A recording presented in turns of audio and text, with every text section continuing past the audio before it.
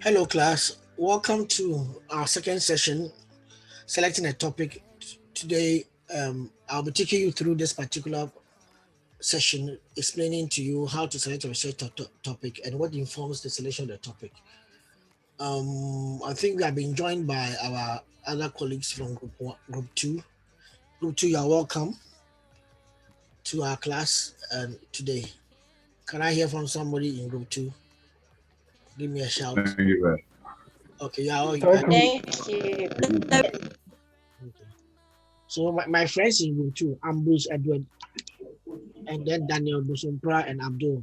I hope you are. Yes, sir. Yes, sir. Okay, then. Thank you very much.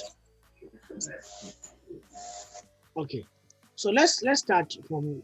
We did a little bit of this last on Wednesday, but I think being a tutorial session, we are going to go through it again. Okay, so we started by discussing what influences the choice of a topic. Because for that, I said I needed to teach you why you should, what you shouldn't choose, what you should avoid as in selecting a topic, what you should avoid, and what then you should put into practice. So I asked a question: what can be researched, and then what can influence your choice of topic? These are the two things we are doing. To be able to discuss what can be researched, I should tell you what cannot be researched. We are looking at chapter 2 of our text. Most of you have been saying that you are trying to get it. The book is available. Try and get it. And then there have been a passionate plea from some of you that I should extend from 16th of July to a week after your first assignment. I'll consider it. And if the group two to agree, and then we'll let it happen, that it will be extension by 1 week. Thank you very much for that suggestion by Anne. Okay. Oben, please remember Anne in giving of the marks. Remember Anne. Okay, Prof. Thank you very much. Okay. So let's continue. And then Anaya too are very, very engaging. Okay. Yes, Prof. What can be researched? So let's try to look at what can be researched. Now, what can be researched? The right topic to research often depends on a number of factors. First, let's consider what you should avoid. I will tell you to first avoid overused and common topics. When we say overused and common topic, it's a topic that when you put it in Google, there's so many answers and so many responses from it that you wonder whether you can be original. For example, if you take a broad topic like unemployment, it's been well researched in Ghana, different countries by both academics and non-academics. So anyway, there's a number of UN reports and IMF reports on unemployment in Africa and this part of the world. So why don't you choose a sub-theme within the unemployment discussion, like unemployment in the extractive industry after a mine is closed or after illegal activities are shut down, like what have been happening in Galamsey. So unemployment in Galamsey, it could be something that you could actually explore. Galamsey is illegal mining that happens in parts of Africa, and it's called Galamsey in Ghana as an affectionate name or as a name that we have used to describe it. I don't know whether it's an English word itself, but for common and overused topics, you could look for a sub-theme that is new that you can actually bring some originality. So please look at that. Don't just choose topics because you want to just research on them. Think about a sub-theme that can bring a fresh perspective to the same issue. I remember there was a time that my students were doing a study on mobile phone adoption among the youth. And I said, have you ever thought about doing mobile phone adoption among the elderly? Because the elderly are some people, or even among the disabled.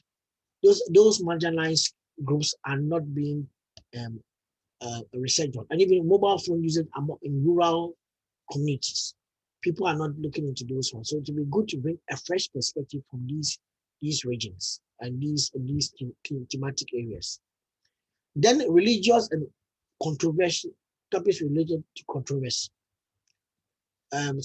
There's in Ghana online right now, there's a lot of what we call beef Beef being that people are fighting against influencers, fighting against politicians, politicians fighting against influencers. If you want to go and do your research on that, those are controversial topics that they may be arguing on. You have to be very careful where you pick your discussion, your point from. If you want to study how technology like internet platforms encourage beef making or beefing, that would be a very interesting study. But if you want to understand, study why people beef, that means you have to find out somebody who has been beefing to go and ask or quarrel on the internet. Why did they quarrel on the internet? You have to find somebody who has been trolling people on the internet to find out why they troll. Recently, BBC did a study like that on why people troll, but they interview people who have stopped trolling, not why they are trolling. People who are used to troll people and bully people online, and they have stopped doing it. And why so they interviewed them as a reflection of why they were doing it. That was a very interesting study. So you can do the topic, but you have to be careful how you choose your respondents. That's why the problem is. It's not that you cannot do the topic research in this area, but how do you have access to the respondents?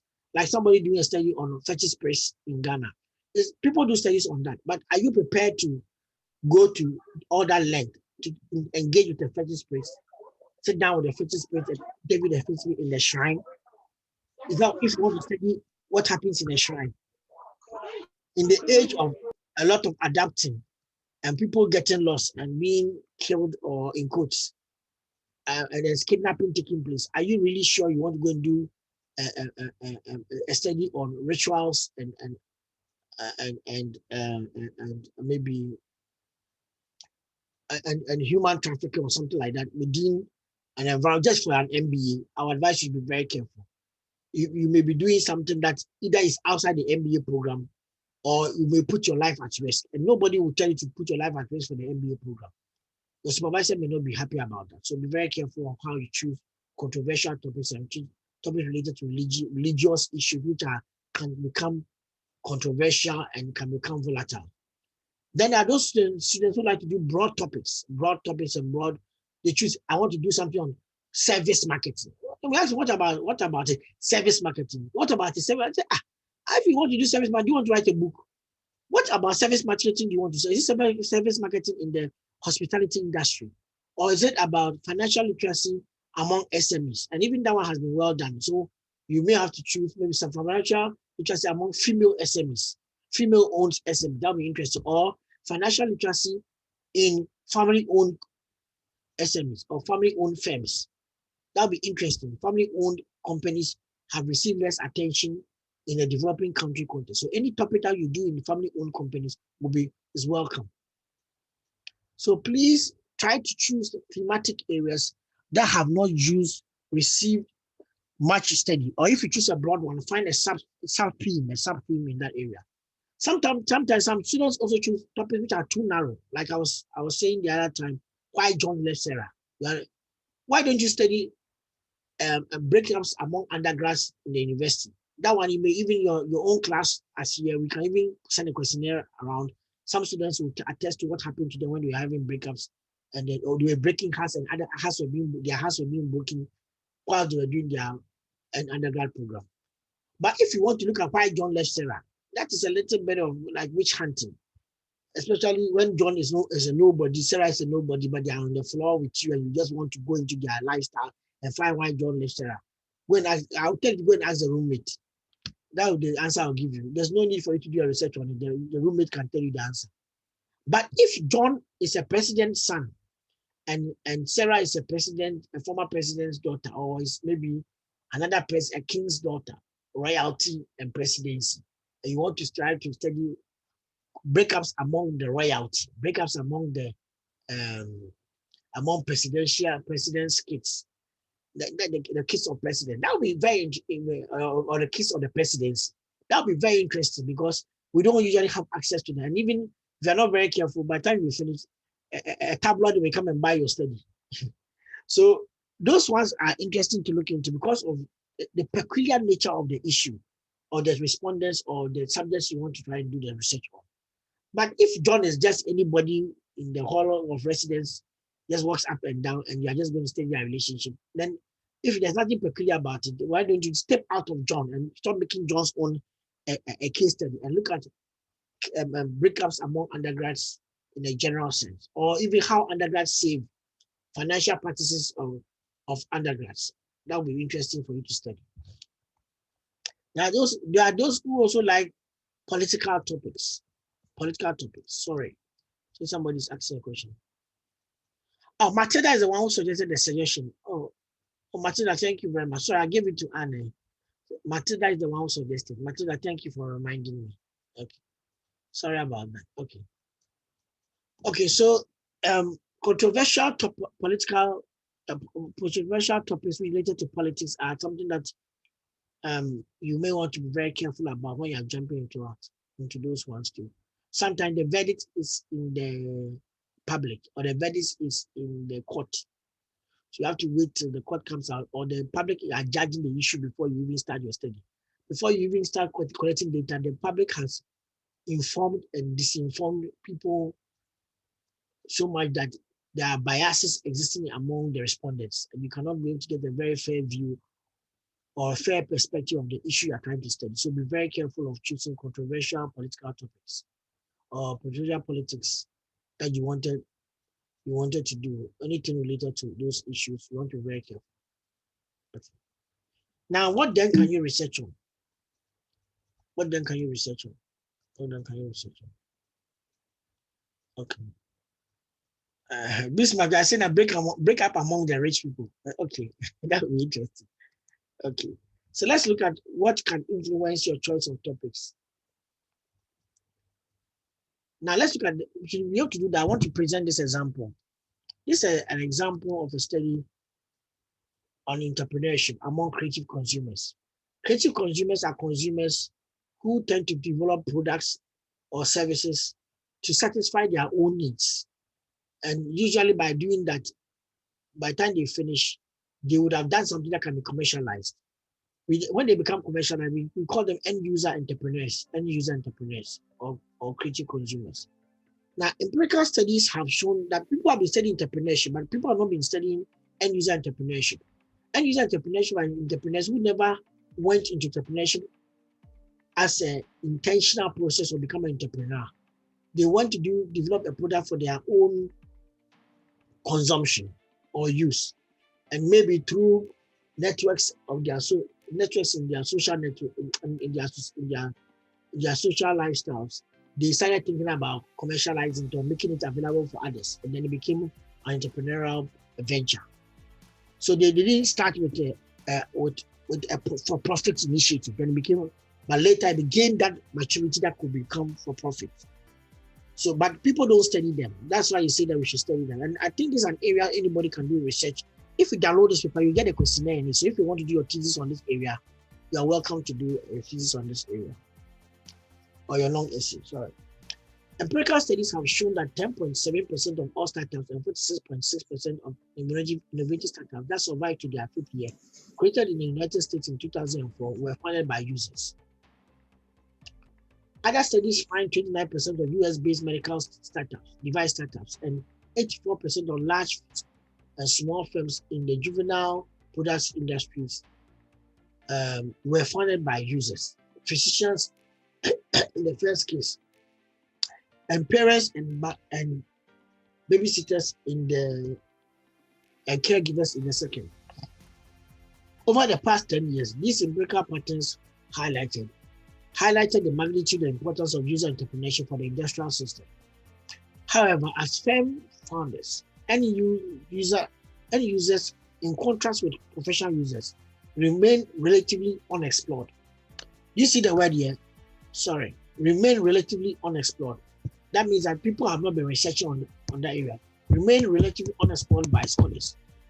Even though the Kaufman firm survey conducted among a sample of 5,000 startups launched in 2004 showed that 40% of user entrepreneur firms were created by end-user entrepreneurs.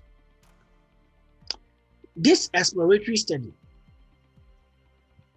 guys, you see something, remain relatively unexplored. Then this exploratory study, the way he pointed out that this area has not received much attention by scholars tells you that the thing is going to go to exploratory. Those of you who are finding out, how do you find out it's exploratory? This is it. They are giving the premise. Remain relatively unexplored by scholars. This exploratory study focuses exclusively on consumer entrepreneurs and aims to extend our knowledge on this unconventional but growing form of production. If something is growing, it means that it is now developing. If it's unconventional, that means it doesn't exist. It is not a conventional approach. It is not the usual approach. So exploratory studies are done for studies that are unconventional, which are now growing or developing. Thematic areas which are now growing and developing. So you have pointed out that you want to do a study on this unconventional but growing form of production. Now, another thing that you want to point out here is that the guy is influenced by the fact that the study is unexplored. The area of study is unexplored by scholars, and he has given us a reference to that. And he established that there is a premise for it. The America has been witnessing, in the background he gave in the first paragraph, America as a country has been witnessing a lot of user entrepreneurs, but academics are not researching on the area. Over the past 10 years, there are not much studies in that area. So there's a need for study in that area. When you establish your thesis or your long essay based on such a need in your research problem, which is hinged on existing literature, but was developed from practice, he looked into the practice in the background in paragraph 1. Then he looked into the literature and realized that what is happening in practice is not reflected in the literature. There is a need for him to do more research in that area. It then leads to a new research area that he has pointed out that there needs to be a study on consumer entrepreneurs or end user entrepreneurs. So if you ask me, what can influence your choice of the topic? The most important one is the gaps in the literature, the gaps that have not been done. But before you get to the gaps, there could be other factors that could influence you. One being you, your interest. Your interest. Let me give an example. There was a time that a lady came to see me that said she's struggling to choose a topic to do a research on. And I said nothing fancies her, even though she's doing marketing, nothing fancies her. And I said, okay, what is happening in your life right now? I told her, oh, as of now, she has a 2-year-old at home who is always drawn by adverts on TV. You see, when the advert shoots, and she'll be dancing and stuff to the advert music. I said, oh, then that is go ahead and do a thesis on that one, a long essay on that one. I said, what? Prof, what are you talking about? I said, yeah, what a data day. Your data is a data for you. The impact of advertising on children. Your data may not be there, maybe I give you an insight, but you can use a higher age group. But that's a very interesting topic that you can research on.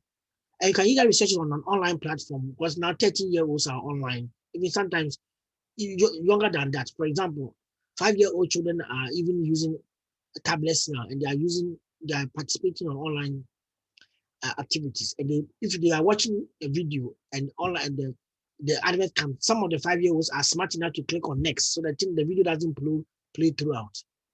And some of them to also wait for the video to play. Then a game will come and they'll play the game.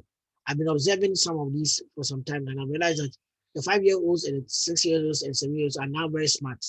So if you can do a study on that area, it will be very good. The impact of advertising on children, when you look at children under 10 or children above 10, depending on you. I said, oh, Prof, thank you very much, because now it's an interest, because she has been observing that among her children. It's an interesting area. So you yourself, your lifestyle now, some supervisors even like to choose your thesis, your long essay based on where you work.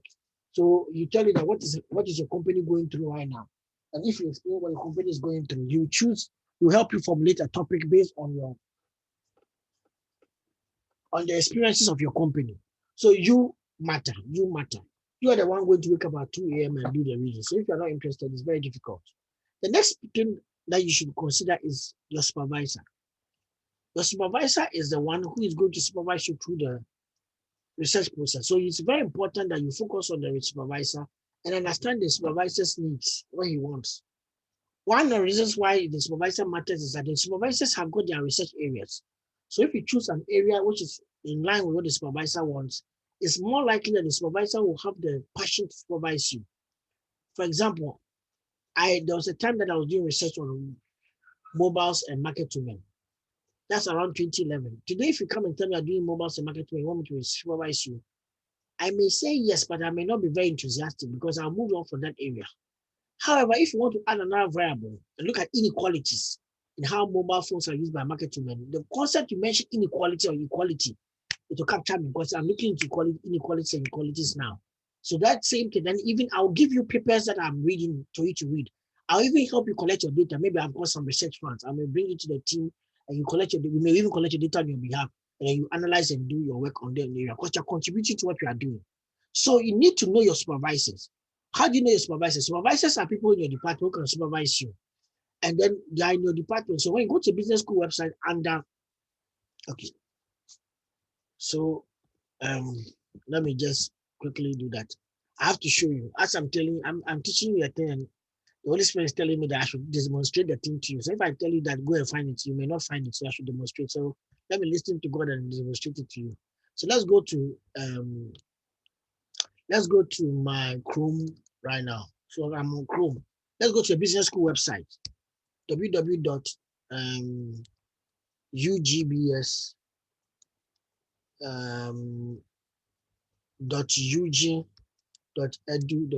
Okay, so let's see. Good. To open a page, you close the page here. Now, to be able to look at it very carefully, let's zoom in a little bit so that everybody can see. Can we all see? Bismarck and Co, can we all see? Yes, sir. Yes, Prof. Yes, sir. Yes, We can sir. see. Yes, Prof. So we go under faculty. Then we look at profile. Okay, so let's pick Bismarck. What department do you belong to? Prof, please, MIS. Well, that would be too easy for me. Let me choose somebody else. So let's say you are going to HR. Okay, well, here they are by their names. So if you know the lecturer's name, and maybe you know one lecturer, maybe Dr. Datiba, so Datiba, Professor Datiba D. So you look at Datiba, you click on Datiba, and then you can read about him, about the research and the publications he has. His research interests are here: job satisfaction, employee motivation, project management, corporate social responsibility, safe working environment. So let's say safe working environment. Then you go and look at his publications. Then you look at his publication, 2017. He had a paper on emotional intelligence and antecedents to voluntary workplace behavior. He published in the African, it's a good journal, African Journal of Economic Management Studies. So you can go and read on the paper. So when you approach him, then you approach him and tell him, oh, I read your paper on this area. Don't go and just say you are interested in an area. And I'd like to do something. He did the banking sector. You may want to do the construction industry. Or you may want to choose a different area. But this is 2017. I may not, you have to say, sir, even though I saw this, if there's a new area you are doing that you want me to look into, I'm interested. But maybe you may want to find a new area she's looking into. So you can go to what we call Google Scholar. If you don't know the lecture names, you can also search by department. If you go to the business school website again, by department. So you choose your department, and then you choose like let's say HR. Finance. Okay, finance. Okay, finance. And then the finance will bring all these people. Finance. The problem you have is that most of your lectures can supervise everything. So you may realize that some of your supervisors can supervise because they share similar areas of working. So somebody can supervise, Professor Abo can supervise SMEs, and the others can supervise SMEs too. And then some of the supervisors too are busy. They are focused on PhD students, so they may not have time for to supervise master students. But some of them, I don't know how they share supervision in finance. So assuming is one of my friends, so let's go to assuming. Assuming like doing health economics and development economics. So anything about health economics, about maybe how the use of health policy, healthcare budgeting among governments. Maybe that you may be interested in that. So let's look at his general publication. He has a paper on mass vaccination campaigns against polio in utilization of routine immunization services. Now look at what he's doing. He's doing something about mass vaccination campaign. COVID-19 is mass vaccination campaign. So you may want to consider looking into something like that in COVID with him. But even though the topic sounds like healthcare, there may be a finance part. That's why he's there. And they published in the journal called Vaccine 19. Hey, it's not COVID-19, the Vaccine 19. Okay, in 2016. So now we have looked at Datiba and assuming, but we want to know whether they are doing any new thing. So we go to scholar.google.com. Scholar.google.com. It's a very interesting website. Then you type in Patrick assuming to see whether you can find him. He has good. Hey, you see that somebody has added responsibility. So Patrick assuming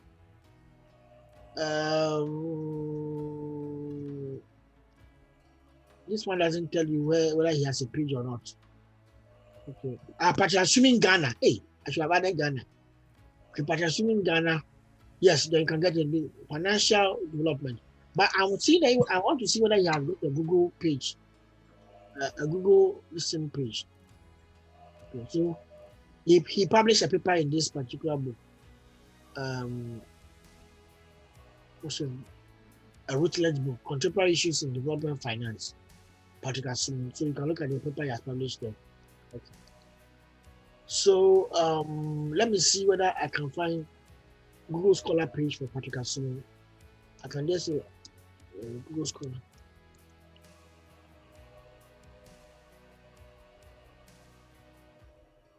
Okay. I think that I should have done it in there. All of this, it depends on how much active the person is on Google Scholar. Patrick assuming. So please, I don't. Good. He has a Google Scholar page. Good. So that is in a normal Google. They need to give you all his publications. Good. So use that one. Go to your normal Google and type his name and add Google Scholar. So now, if you search by year, now look at 2021, contraceptive method use. And this guy likes doing this kind of things. and failure rates among women. But maybe that's why it calls it health economics. Experiences of COVID-19 in Africa. He has even done it already. You are too late. Those of you who want to collaborate with him, you are too late. But he may like another view. So see him. And the productivity losses and fair responses to electricity shortages. Evidence from Ghana. Okay, that's interesting. So you can also look at it. So that's what you can look at. Then you can see the work she has done so far. Okay. Then you can also look at we mentioned Dateba. Is that not it? So let's look at Dateba. Somebody said that why is Prophet not doing his own self? I won't do myself. They said that when he came to boast. So go and do it for me. Okay, so Dateba is here. Good. Dateba has quite a number of publications here. One of his papers has been cited 330 times. That's a big guy. Okay, so 2021. So he has it here. Organizational politics affects ability to engage in Ghanaian bankers. Macro talent management, decent work, and national well-being nexus across country, and panel study analysis, panel data analysis. That's a very big, detailed work. Wow, it's interesting to look at it. Okay, so I think this guy, there was a guy that they were supervising. Let's say he was a guy who finished. I think he finished his study there. Now he's doing other things. I think he's doing a PhD now.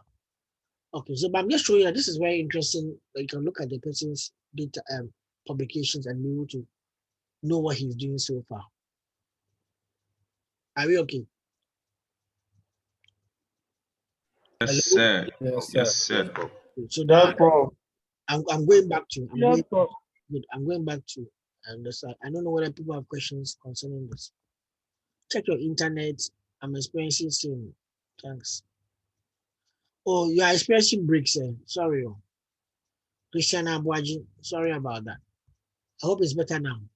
So you can follow, if you have got a Google account, you can also follow that tab. Like if I click follow, I would like to know, then you choose what you want to know.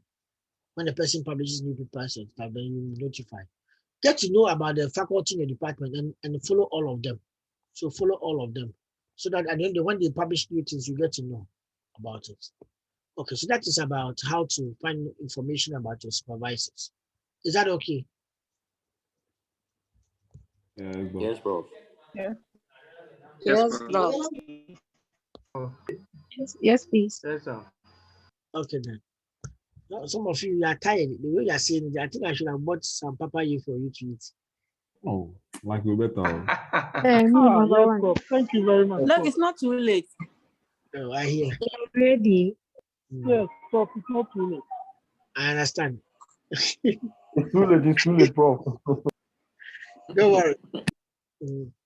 There are those who work in the office of the president among us. They can do it for us. Okay. Yeah, Bismarck.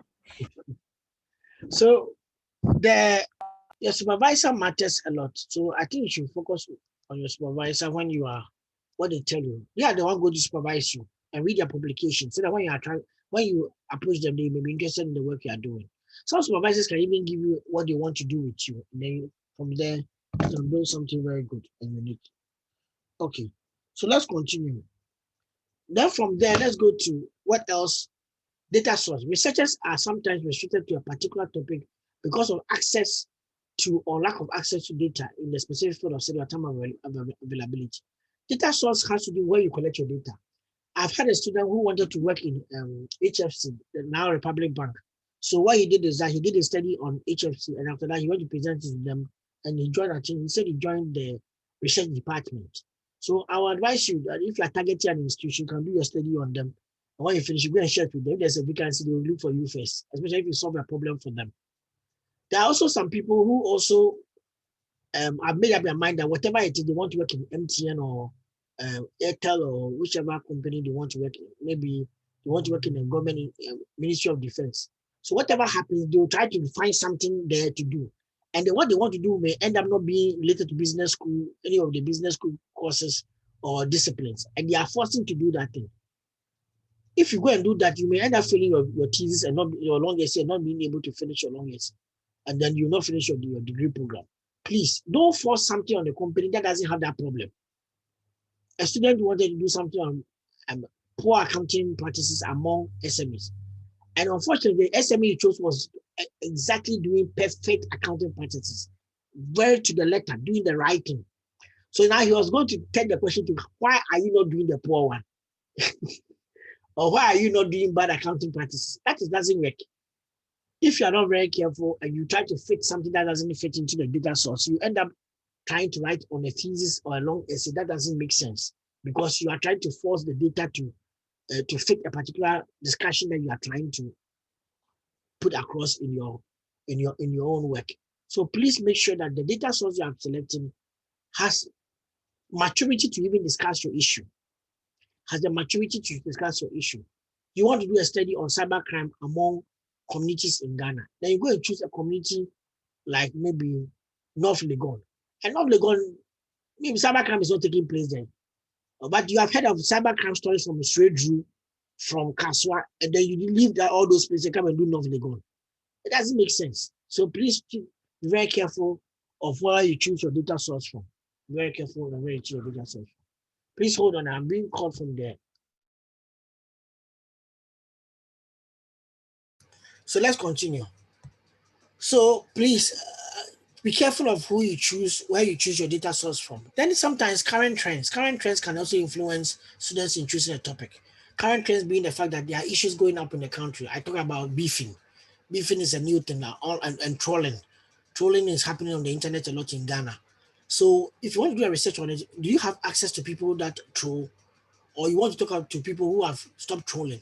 If you're not very careful, you choose something that is, even if I ask how many Ghanaians understand trolling, they will tell you they don't understand trolling. But if you use the word beefing, they understand it. So our advice that please be very careful on following trends.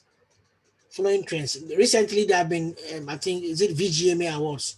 This morning, this person will say this. Tomorrow morning, this other person says, and then somebody come and retract. Somebody come and say that. By the time you finish, you realize that the data is confusing. You can't even analyze, and then you are in trouble. So please be very careful when you choose current trends. Maturity of the issue. Is there enough information to do a study on? Or the information is only coming from one person? Or everybody is targeting one person who has said something, and they are all saying something against that person? So if you don't take care, you don't have diversity in the responses, and you may not be able to analyze very well. So very careful with society and trends. And then sometimes when you start your long essay, something is trendy. By the time you are finished your long essay, Ghanaians have moved away from it, and it's not even a relevant topic anymore. So you realize that your study loses relevance just after you finish. So internet trends are something that you be very careful when you are choosing to study them. Try to find out what is underpinning the trend and study that one than rather studying what you are seeing as the trend. Sometimes there's a current or there's an underpinning issue, which is much more of a bigger story to write about. For example, fixed accounting is a ongoing buzzword that's there. But we are in Ghana. The thing has been around for about a month now and going to about 2 months. If you're not very careful, by the time you finish your long essay, your long essay, you start it at the end, almost at the ending of your year one. So by the time you finish your thing in year 2, next year, July, when you are finishing, nobody's talking about face the country anymore. But the issue about how citizens engage with their government is still going to be an issue. There may be a new story. It will be, we will face our country. Maybe the instead of face the country, we say we'll face our country. So the time that the bars will face the country move to will face our country, it may be a different issue for you to study. So I will encourage you to look at what is the underpinning issue. The underpinning issue could be about how citizens engage with government. So study that one, and that one will give you much more things to discuss than rather studying just face the country. Face the country becomes an instance of what you are trying to study, among other things you study. Remember, there have been other ones before. Galamsey has come. Face the country has come. Another one maker. We will face our country will come.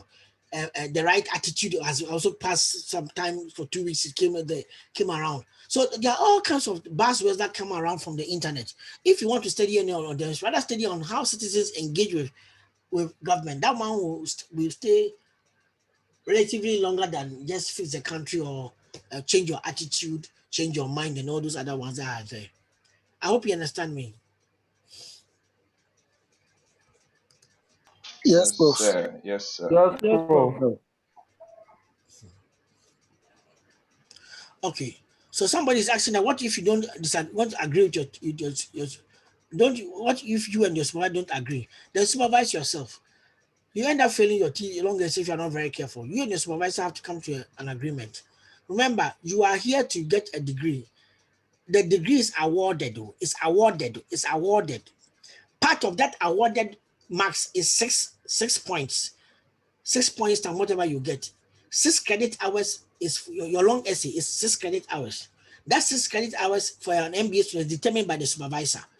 If you joke with the supervisor and you don't collaborate with the supervisor very well, or you have a problem with your supervisor, you can look your 6 credit hours can be left hanging. 6 credit hours is something that if you don't get a very good mark in, can change the way your transcript will go. Because it's a lot of marks. 6 credit hours. 6 credit hours is just like 2 courses. You take 5 courses in a semester. So 2 courses out of 5 is how much?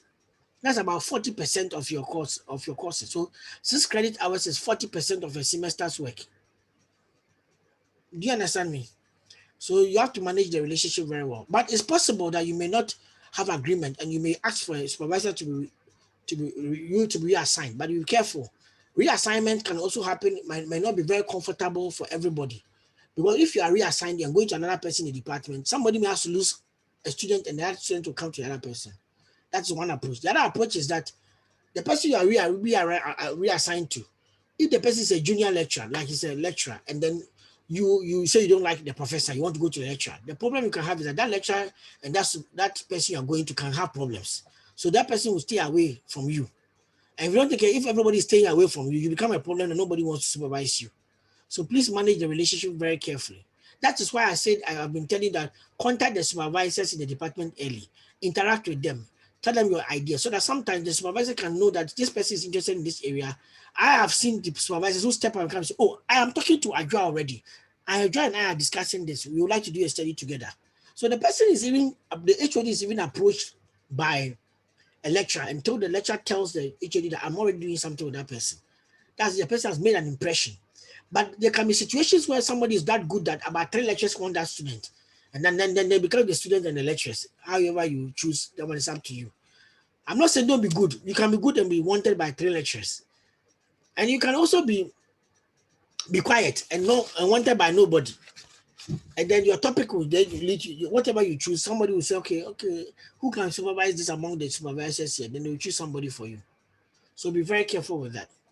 Then you have got sponsor. Sponsor is the one that, I know your hands are up. I want to finish the sponsor and I'll come to you, Matilda and then Dennis. Sponsor is the one that sponsors your work.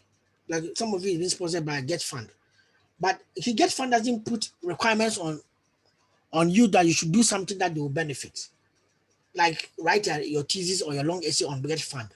or come and write a report on Get Fund. No, but you may have some funding agencies and organizations. When they fund people, they want them to do their long essay on the organization, or they should do something that will be on interest to the organization.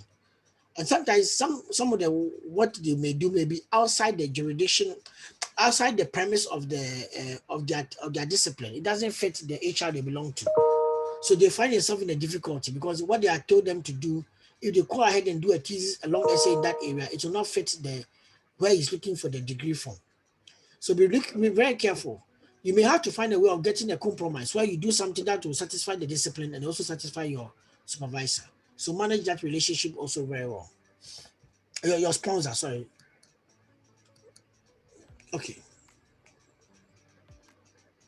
Now the gaps in literature, I'm going to come to the gaps in the literature. That's what we are going to center on. The last one is the gaps in the literature, which we are going to discuss again. Let me take my turn and the next question.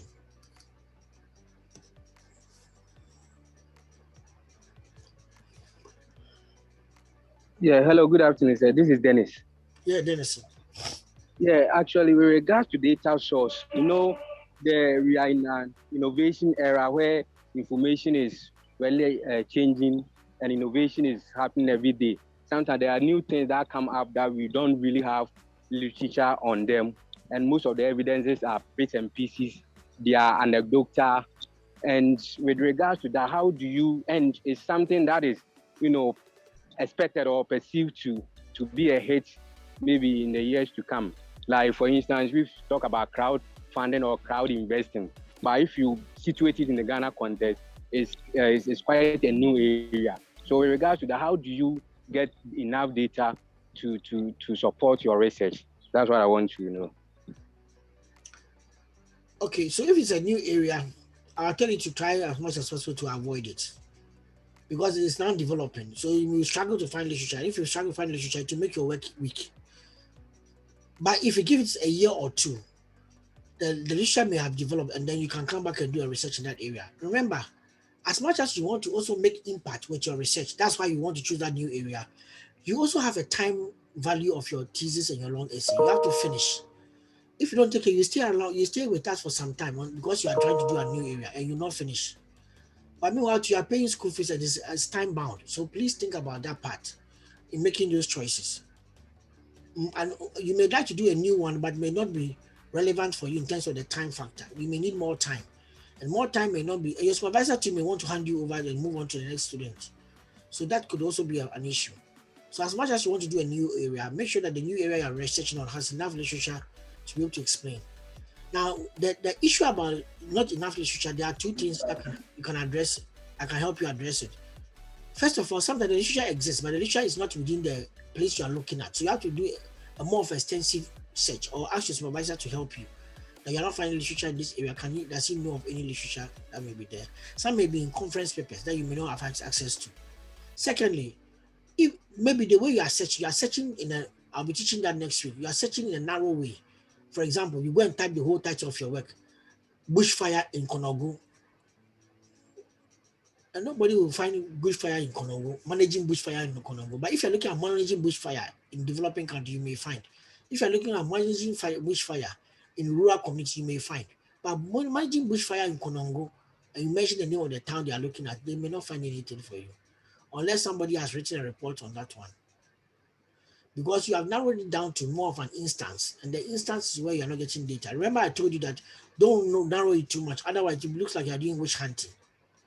Try to be broad so that you can embrace different perspectives.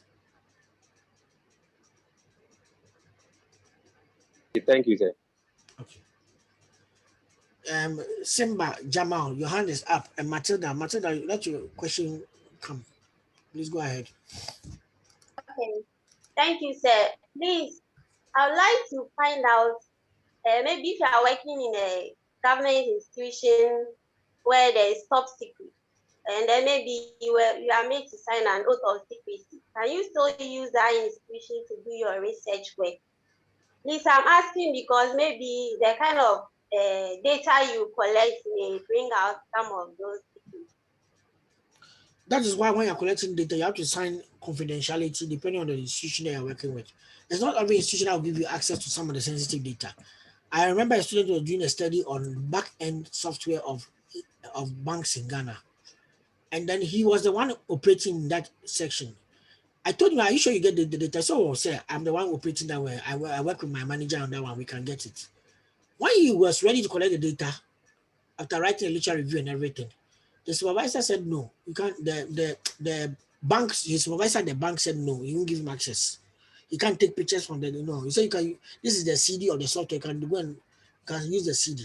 It affected the work drastically because you couldn't. Everything was arguing on was based on the back end, and you couldn't do it. You didn't have access to it because they said it's their proprietary information. They can't give it out. And they can't even put it in a thesis. And the way it is, everybody who knows them will know that this is the institution because of the way they structure their report. So then it means that from the day one, I told you to have a best eye view. When you choose your topic, you have to know that the data source you have selected, when you choose an area of study and you choose a target audience or where you are going to collect your data from, make sure that you have an idea of whether you have access to that one. Otherwise, the time you're ready, you may have to change. For that one, it's not our fault. You may go with an introductory letter from the university, they still not do anything. One of my students went to 37 Military Hospital.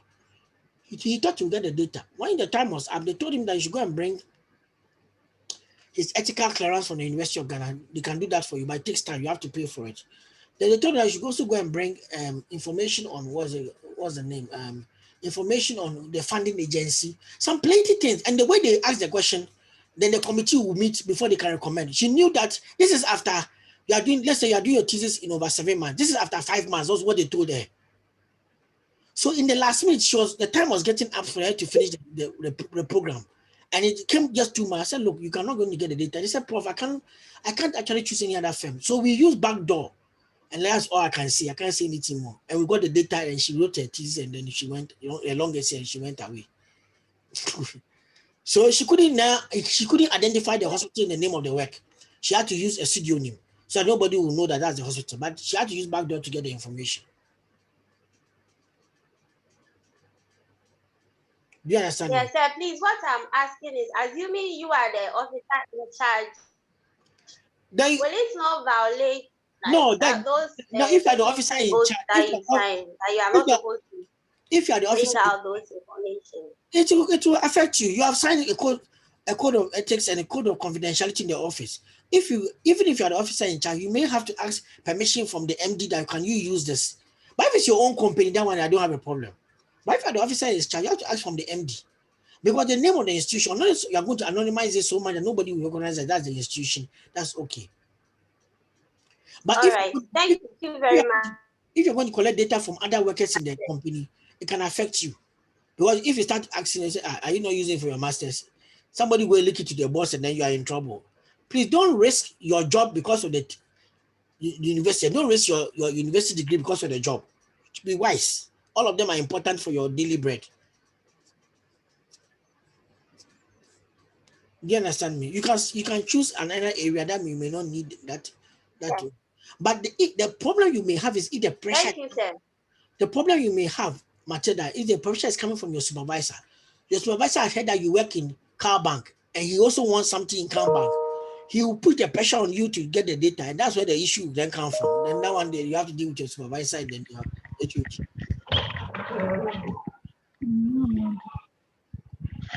Francisca, you want to get -5, eh? You are putting your mic on, you are not talking and you are making noise. Frank Esiama. Hey, Frank, I have to move on. Ask your question. Yes, sir. I want to know why, for instance, if I want to conduct a research at a company like MTN, will I need a letter from a supervisor before you need a letter from my supervisor before they can answer my questions for me? Yes, from the university, not from the supervisor. Then the department will write a letter for you, introducing you and mention the name of your supervisor. Now, why is it that so? Because sometimes a competitor can come and collect the same information and go and use it against them. So you have to declare that you're a university student, you are using it for only academic purposes. So that if MTN gets to know that some information is out there, they can say it is you who has put it out there. Do you understand? Okay. Okay, so despite all of these things, we'll come back to all of these issues when we get to data collection. When despite all of this, the most important reason challenge that you have in collecting data is the fact that you have the finance, the resources to be able to also spend on the field. Sometimes you have to go travel more or collect data from more people, and it can affect you. So resources can also affect you in collecting data. Keep that in mind. Now, the other point which I will try to say is the key point for choosing your topic is the research gap, discrepancies in the existing research literature which needs to be addressed, or areas of study where there are reasonable gaps. You see, when a person is a minister of state and he's finishing his term of office, he writes a report to tell you what he has done and what he thinks that can be improved. Then when the new person comes, he also presents his vision, but he also reflects on what the last person said he has done and what are the gaps that he's going to address. So research gaps are important. Anytime you want to do research, it's good to know what research has been done in the area of study you are trying to do a research in, to know what gaps exist so that you can be able to address those gaps. So this is an example. Corporate governance has been identified in previous studies. This you are reading the research problem of somebody, or a paper by Professor Abo. Corporate governance has been identified in previous studies to influence the financing and capital structure decisions, which also affect performance. These empirical studies, that's the studies that have been done previously, have tended to focus mainly on developed economies with inconclusive results. Very little, however, has been done on corporate governance in Sub-Saharan Africa. Now you see all this, the second two sentences point out gaps. First of all, look at these empirical studies have tended to focus mainly on developed economies. That means that developing economies have received less attention on studies like corporate governance. And even the one on developed economies have got what? Inconclusive results. That means that there's a need to unravel the inconclusivity that exists. Then he goes on to very little. So all these papers, all these words show discrepancy. Very little, focus mainly. Very little, however, has been done on corporate governance in Sub-Saharan Africa, especially with respect to firms' financing decisions. In Ghana, for instance, economic development and restructuring have introduced modern forms of business activity and diverse financing structures like Ghana Stock Exchange in the past 2 decades. So he's saying that there has not been much studies on corporate governance in Sub-Saharan Africa. There also have not been much studies on corporate governance in developing countries. So there is a need for a study in that area.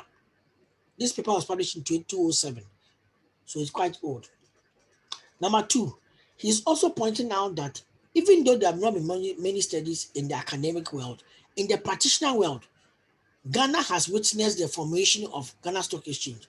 And everybody knows that a stock exchange enables empowers the financing decisions of firms because it gives them more opportunities of financing options than previously. So firms are being exposed to more financing options than previously. Now, because firms have been exposed to more financing options than previously, it has now become pertinent or crucial to determine how current issues in corporate governance affect financing decisions of Ghanaian firms. Do you understand? Because of the fact that there are more financing options for Ghanaian firms, it's important to look at corporate governance issues among Ghanaian firms. This paper specifically examined the relation between various variables of corporate governance and capital structure decisions of firms listed in Ghana Stock Exchange during the 6-year period. So you have 1998 to 2003, and that is what he's going to do. So his study is going to look at corporate governance and then financing decisions, capital structure decisions of firms listed on Ghana Stock Exchange. How did he arrive at this purpose? Look at the background he has given. He looked at the research gap. That was his problem, by pointing out that there's very little studies on corporate governance in Sub-Saharan Africa. Then he also looked at practitioner issues. What is happening in practice? There have been recent reports that Ghana has established Ghana Stock Exchange and people are signing up. So if people are signing up, then it's important that we start doing studies on corporate governance and the financing decisions of Ghanaian listed firms. That is how the paper came about. So the research gap can inform a person's choice of study. Look at another one. Extant literature, that's existing literature, has fairly covered. Extant literature has fairly covered studies on mobile phones usage and mobile phones for development in Sub-Saharan Africa. So what he's doing is that he's taking a complement of what has been done already. Usually, before you point out a gap, always point out what has been done already before, or complement the work that has been done already before you point out the discrepancy in the work. The studies include mobile phones and fishermen and farmers in Ghana, mobile phone sharing practices in Ghana, mobile phones and development in Nigeria, mobile phone in Uganda, mobile payments in Uganda, and mobile ownership and mobile phone ownership and social capital in Tanzania and South Africa. Now he has taken a stock of all the studies that have been done from the African perspective, or the studies on Sub-Saharan Africa. Then he goes on to say that where the discrepancy is, despite these studies, there is still a call for more studies to test earlier findings in different contexts and different macroeconomic activities in order to better contribute to the understanding of the impact of mobile phones in developing economies.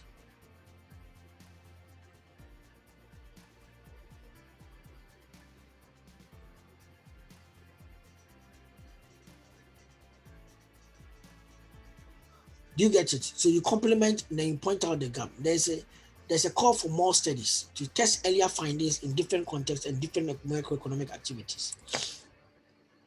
So if you look at it, the work, one thing that your research topic must be the starting point. Then you add the research gap, then you lead to the research title. So your research topic must be original, must be of interest to both you, the researcher, and then the supervisor. Must be timely and relevant. That's what I'm trying to emphasize. It must make a contribution to existing knowledge or respond to a gap. It might be specific and distinct, not too broad. I talked about stay away from broad topics. Look at the sub-theme. Incorporate the main purpose of the research. Means that when you formulate it as a title, you should echo the main purpose of the study, what you want to do. Be clever and captivating and not forgettable. What it means that in the framing of the words, let it be interesting. I remember some time ago, I was doing a study on telemedicine in Rwanda. And then I was trying to look at how telemedicine projects in Rwanda are starting up. When we were about to publish the paper, we titled it "The Challenge of Taking Baby Steps, Telemedicine Adoption in Rwanda." What were you trying to do? The challenge of taking baby steps was just to try to emphasize that telemedicine in Rwanda is taking place, but it's at a gradual pace and they are struggling. So I titled "The Challenge of Taking Baby Steps, Telemedicine in Rwanda." And you made it a very interesting title out there. There's a paper I wrote on Sakawa in Ghana. I wrote cybercrime, Sakawa cybercrime and criminality in Ghana. And I've received a lot of citations from it. So sometimes the way you title your work can also help you. That my paper, I have a paper on mobiles and micro trading, conceptualizing the link. When I first wrote the paper, I wrote it mobile phones and micro trading in Ghana. Then the editor told me that it will not sell because when they see in Ghana, at that time, that's for 2011. When you see Ghana, nobody will go and look for the paper to read. But take the Ghana out of it, because the paper you have written is a good paper. Take the Ghana out of it, and you see a lot of people start citing the paper. So I take the Ghana out of it and do mobile phones and micro trading, conceptualizing the link. But today, Ghana is very interesting. People want to know about Ghana. So you put Ghana in your title, it will sell. 2011, it was not selling. Today, it is selling. So things change. That's why I said to be clever, captivating, and unforgettable. The research questions must follow, matter flow from it must be possible to address through a research design. That means that it should be researchable. Somebody said he wants to study the ghost in a family. And he did a perception about people of the family members concerning ghosts in the family. Perception could be studied. Now, if you want to study why do ghosts come, you may get people can answer that question too. But if you want to study an interaction with a ghost, why I came to stay, then you go find the ghost. You have to either watch a Nigerian movie and find out from there, or you go and find the ghost yourself and then do the study on. Sometimes some things are not researchable. Some things are not researchable. Inside the cabinet of Ghana, leadership in chaos. Which Ghanaian cabinet minister will allow you to come and sit down and study them and write them inside the cabinet of Ghana? Chaos or something like that. But if you happen to work in the presidency and you are the one taking the minutes and you want to write your study on down, I don't have a problem. But you are sitting somewhere at Kotobabi, you are managing your small 2 Uber cars and then come to do your master's education. Then you want to do inside the cabinet. Hey, why don't you do inside Uber? Discussions that take place in Uber cars. That will be better than going to do inside the cabinet an examination of chaos of leadership. Please, I am just saying it. Don't go and tell the president that there's chaos of leadership in the cabinet. It will be a very nice title if you work in the presidency and want to do. The guy who works in the presidency, maybe choose that topic, then I'll supervise you. Okay. So please, you choose your research topic from your academic discipline, then determine the scope. Then you conduct some preliminary literature review and then write your research problem. Then determine your purpose and objectives and questions. Then come back and refine your topic to a title. This is the process. But I'm teaching you, so you are not rich. You have not learned everything. I'm just saying this is the process of arriving at a title. I know that somebody was going to ask me this question. So first of all, let's identify the broad topic and academic discipline. Now, the broad topic can come from a business problem. Remember Professor Abbott's own, he looked at the fact that Ghana has now established stock exchange. So the financing options of Ghanaian firms have increased. That has an implication on corporate governance.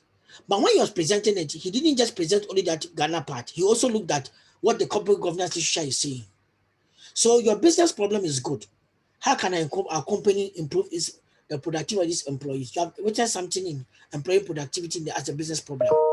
But when you take it to a research problem, you have to go and research on productivity of employees in organizations. You can end up having two types of studies. Either you do factors that influence employee productivity or characteristics of productive employees. And even in the first one, factors that influence employee productivity, you can either study economic factors or non-economic factors or both. All of them are different studies.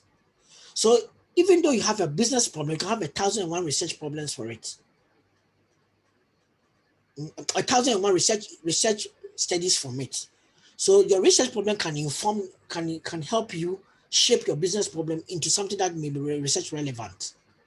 So have your business, so please, your business ideas, your business problems, things you have seen in Ghana, things you have seen in the US, in the other countries that you want are of interest to you. Don't stop it. Internet of Things, all those things are interesting. But put it in the research area and try to look at what has research done in that area, even in Ghana, in Africa, and in the world. So that you can narrow down to what to do. After you have done that, then you have to choose which of them are you studying. Are you studying the whole organization or part of an organization or one organization or two organizations or a sector or a government? What are you doing? You have to be sure. Or a government unit, which is part of an organization. Some students are not very clear about these things. And I don't think that from day one you will have clarity because sometimes you may not have data access. But I just want you to know you have to think about these things. Are you studying a part of an organization or all the parts of the organization or one part of the organization or comparing a number of them? So to be able to arrive at your long essay title or thesis title is your topic, your context or scope plus your contribution. I should have added scope. But it's there in my other. Okay, so let me just do that.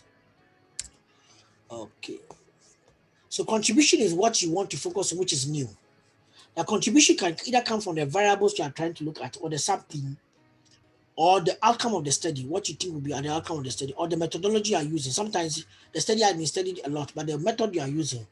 For example, there are a lot of quantitative studies in unemployment studies, but there's less qualitative studies. So somebody may want to follow a qualitative approach. Or the novelty of the context. Maybe we know much more about the issue in Southern Africa, but we don't know about the issue in Western Africa. So the context can bring some contribution. So look at the examples here. These are people's works that they have done. Women entrepreneurship in Asian developing countries, their development and main constraints. So their development main constraints is what he wants to do. He wants to focus on how women entrepreneurs develop and their constraints they face.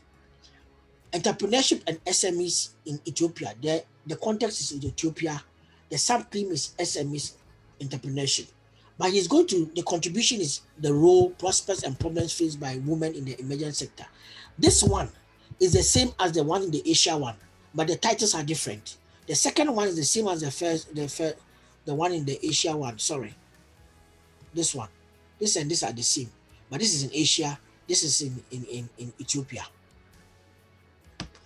So when you see somebody's research and you go online, Emerald and all those places, you see somebody study, you can also retitle the work to suit your work, but make sure that the research problem you write will fit in the title. Women entrepreneurship in the Middle East, understanding barriers and use of ICT. Now, the barriers aspect captures the same constraints part that this guy is doing. But one thing that he has added is the use of ICT, how technology can help address the barriers. So that is that to me, that is the parting away. That's where he parts away from this and that. Entrepreneurship in small service firms. Now, this one, small service firms are small firms are the same as SMEs here. But he's narrowing down on which type of small firm, the service firm, not manufacturing small firms. So he's doing motivation, barriers, and performance. The same thing that this person is doing. But this person focuses on gender and women. He's also focusing on women. So this study and this study are the same. But this one, he didn't tell the country, so we don't know the country. But this one, the person looked into SMEs in general. This one chose a sub-team in a particular type of SME, the service, those in the service sector. Critical factors of women entrepreneurship and development in rural Bangladesh. The difference is the rural here. But these are the same critical factors, are the same discussions that are here. But the rural, he is focusing on rural. And then this is Bangladesh.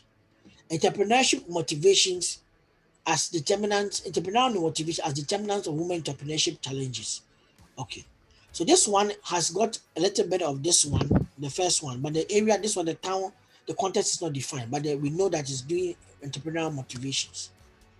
So you see that sometimes studies can look at the same, but the question you ask, what you want to focus on to address, can what will differentiate your study from another person's work. The centrality of every research is the question that is being asked. I remember I told you that earlier. So identify the broad topic and academic discipline, determine the scope, and conduct a preliminary literature review. So next week, I'll teach you how to conduct a preliminary literature review. So that brings us to our end of the work. So somebody asked about, Prof, the literature review is chapter 2. And you say we should conduct literature review before we can write the background and present problem. Yes, that's why I call it preliminary. Before you can start, you have to take stock of what the literature that is out there so you can read. And by taking stock, whatever you do, whatever reading you do, it will help you formulate your background and your research problem. And when you do that very well, you have also obtained information that can help you write your literature review as a chapter itself. Okay, we talked about this earlier. So going back to your assignment, you are saying that I should move it to 23rd. So I will do that later. I'll move it to 23rd later. So you are supposed to get 1 or 2 reference texts of the course, the chapters 1 and 2, and then use that one to guide you. Thank you very, very, very much. I enjoyed teaching this one as a lot. I enjoyed a lot. If you didn't enjoy me, I enjoyed it. I enjoyed teaching this one myself. I have learned things for myself.